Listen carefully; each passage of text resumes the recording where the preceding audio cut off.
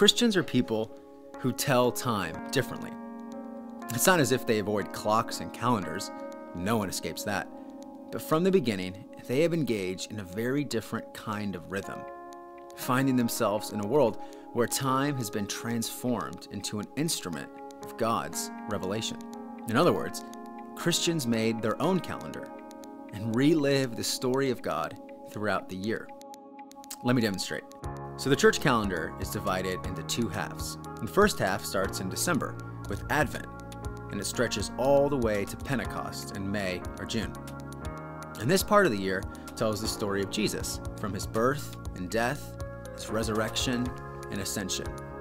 And the second half of the year starts at Pentecost and then goes all the way to Christ the King Sunday in late November.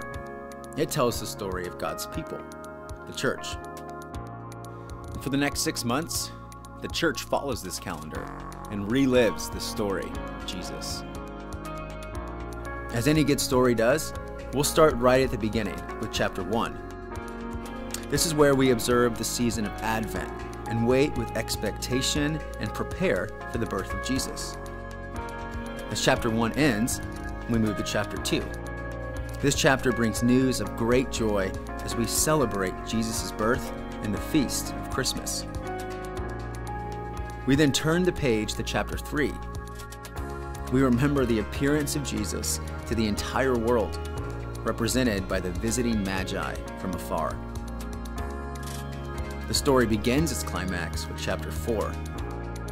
This ushers in the solemn season of Lent, where, like Jesus' real desert, we spend 40 days in a metaphorical desert, pulling away from created comforts to make space for God. This chapter is long and difficult, but the joy of chapter 5 is worth the wait. Jesus' resurrection from the dead makes Easter Sunday the ultimate celebration, which then leads to the 6th and final chapter. Jesus' story concludes not only with his ascension into heaven, but with the coming of his Spirit, sent to create a new community, the church, to continue his work on earth. To listen to the church tell the story of the Lord is to listen to the Lord of the church. Reliving the first 6 chapters of the year not only shapes our worship, but it brings Christ into our very lives today. In Advent, Christmas, and Epiphany, it's as if we're with him in his birth and earthly ministry. In Lent, Easter, and Pentecost, we are again right by his side through death, burial, and resurrection. Living our faith through the lens of Jesus sanctifies our own lives. For his is an epic story of darkness and light, grief and joy, struggle and rest. It mirrors the tensions and complexity of our own stories. And through it all, we're placed right in the middle of the great drama of God's redemption of the world.